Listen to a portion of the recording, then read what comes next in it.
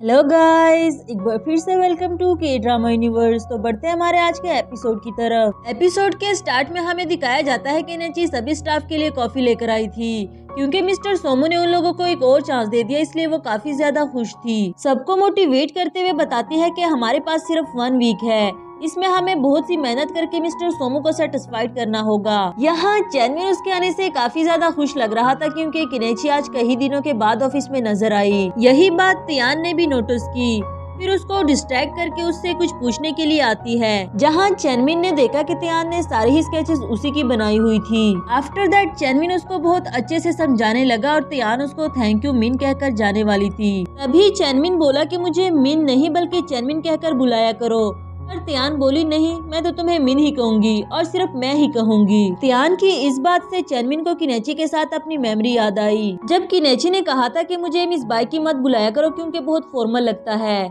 तो चैनविन बोला कि मैं आपको बॉस कहूंगा और सिर्फ मैं ही कहूंगा। नेक्स्ट सीन में तियान चैनविन के लिए कॉफी बनाती है और उसको रेस्ट करने का कह दिया, ये कहती हुए कि तुम्हारा बाकी का काम मैं खुद कर दूंगी। पर चैनविन कहता है कि वो भी रेस्ट नहीं करेगा क्योंकि उसको काफी सारा काम करना है और किनेची को डाउन होने नहीं देगा। साथ ही बताता है कि वो किनेची के लिए पास्ट में कितना कुछ कर चुका है और फ्यूचर में भी करेगा, क्योंकि वो हमेशा किनेची के साथ ही रहने वाला है। उससे किनेची के बारे में बातें करता हुआ देखकर तियान को भी बुरा लगता है, मगर वो खामोशी से बैठी सुनती रही। नेक्स्ट सीन में हमें दिखाया जाता है कि किनेची का 1 वीक कंप्लीट हो गया। वो अपना ड्राफ्ट लेकर मिस्टर सोमू के पास पहुंच आई, मगर उसे एनालाइज करना भी बाकी है। थोड़ी ही देर में इन्हें रिजल्ट मिलने वाला था, जिसका इन लोगों को बेसब्री से इंतजार था। फिर मिस्टर सोमू का पॉजिटिव रिस्पॉन्स देखकर काफी ज्यादा खुश हो जाते हैं, बल्कि इन लोगों से कहीं ज्यादा खुशी तो मिस्टर सू को हो रही थी। इसी खुशी में मिस्टर सू उन लोगों को डिनर ट्रीट करता है और किनेची से काफी फॉर्मल होने की कोशिश भी कर रहा था। डिनर के टाइम पे भी वो किनेची के ड्राफ्ट की तारीफें ही किए जा रहा था, यहाँ तक कि उसको अपनी गर्लफ्रेंड बनने का भी कह दिया, बिकॉज वो ये समझता था कि अगर हम कपल बन गए तो कॉमिक इंडस्ट्री में काफी फेमस हो जाएंगे। किनेची ये सुनकर नर्वस हो जाती है और उसकी बातों को इग्नोर करती रही क्योंकि वो ड्रंक था।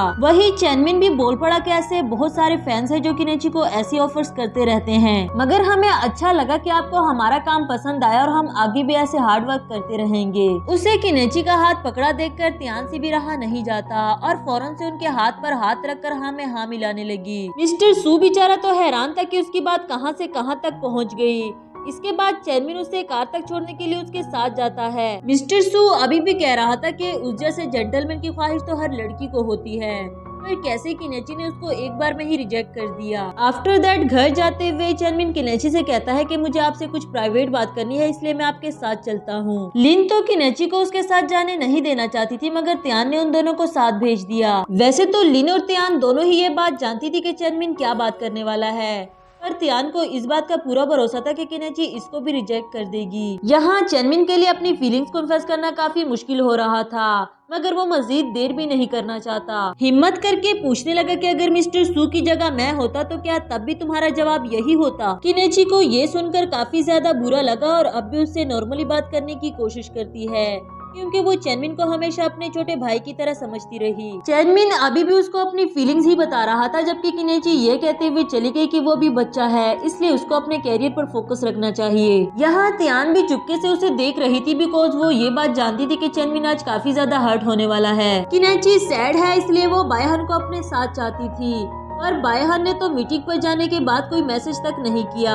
इससे किनेची को अजीब अजीब ख्यालात आने लगे कि कहीं वो मुझसे झूठ बोलकर दूसरी लड़कियों के साथ चिल तो नहीं कर रहा। इस बात का तो किनेची को पूरा भरोसा था कि बायहन ड्रिंक बर्दाश्त नहीं कर सकता, पर सोचने लगी कि क्या हुआ अगर वो ड्रिंक नहीं कर सकता, गप्पे तो मार ही सकता है। दूसरी तरफ चैनविन ने काफी ज्यादा ड्रिंक कर ली थी और तियान भी उसके पीछे पीछे जाती है कि कहीं वो ड्रंक हालत में कुछ उल्टा सीधा ना कर बैठे। चैनविन जैसे ही उसे देखता है काफी बुरा भला सुनाने लगा और अपने पीछे आने से भी मना कर दिया। इधर किनेची का बेचैनी से बुरा हाल था, क्योंकि ना तो बायहन मैसेज कर रहा है और ना उसके मैसेज का रिप्लाई दे रहा था। नेक्स्ट मॉर्निंग की फ्लाइट से किनेची फौरन से उसके पीछे चली गई, उसको रंगे हाथों पकड़ने के लिए। बाय चांस यहाँ कुछ फीमेल पेशेंट्स थी जो बायहन का पीछा नहीं छोड़ रही थी और उसके साथ साथ ही चलती है, जबकि कुछ लड़कियां तो बायहन के बारे में कह रही थी कि वो कितना हैंडसम है, अगर वो मेरा बॉयफ्रेंड बन जाए तो लाइफ कितनी प्यारी हो जाएगी। ये बातें सुन ली हमारी किनेची ने एंड उसको काफी ज्यादा गुस्सा आया।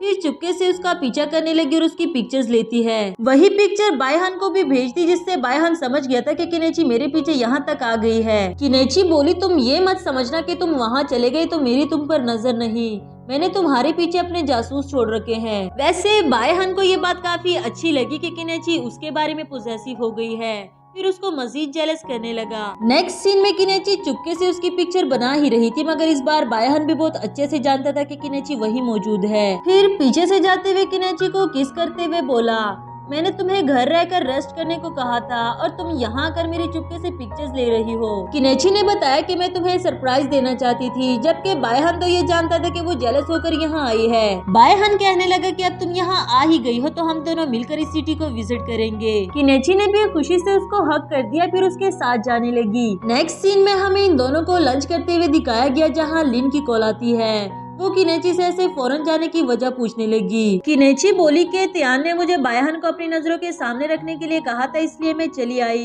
इस बात से बायहन को भी हंसी आ जाती है। लिन ने कहा कि तुम्हें अपने दिल की सुननी चाहिए और त्यान की बातों में नहीं आना चाहिए था। ये बोली, सच कहूँ तो मुझे बायहन पर पूरा भरोसा है और उसे एक दिन ना देखकर मैं उसे मिस करने लगी थी, इसलिए मुझे यहाँ आना पड़ा। लिन भी समझ गई कि फाइनली उसको सच्चा प्यार हो गया है और उससे बायहन के बगैर नहीं रहा जा रहा। फिर उसे कुछ डेज की लीव देकर एंजॉय करने को कहती है और किनेची यही खुशी की खबर बायहन को सुनाने लगी। यहाँ चैनमिन लिन से कहता है कि तुमने हमेशा किनेची को बायहन के साथ रहने के लिए सपोर्ट किया, जबकि बायहन उसे एक बार छोड़कर चला गया था। हमें उस पर दोबारा भरोसा नहीं करना चाहिए। ये बोली कि हम किनेची के दोस्त जरूर है, मगर उसके पर्सनल इश्यूज में बोलने का हमें कोई हक नहीं बनता, और वैसे भी ये किनेची का अपना फैसला था।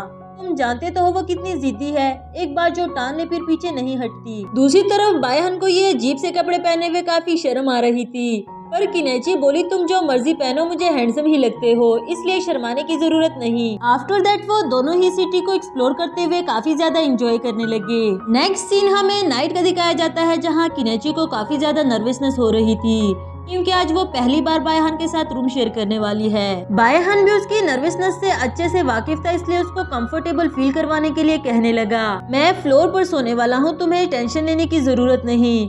पर इससे पहले वो कुछ सामान लेने के लिए बाहर चला गया। आफ्टर दैट जब बायहन वापस आता है तो किनेची सो चुकी थी और बायहन उसको सीधी तरह से लिटाने लगा, लेकिन जैसे ही बायहन उसके पास जाता है किनेची उस पर चिपक गई, क्योंकि वो सो नहीं रही थी बल्कि सोने की एक्टिंग करती है। बायहन ने पूछा कि उसने रूम में इतना सारा परफ्यूम क्यों छिड़क रखा है, जिस पर किनेची ने बताया क्योंकि वो सोते हुए भी अच्छे सपने देखना चाहती थी। एंड बायहन बोला तो चलो फिर दोनों ही ये स्वीट ड्रीम्स एक साथ देखें। फिर वो किनेची को किस करने लगा और इसके साथ हमारा यह एपिसोड भी खत्म हुआ।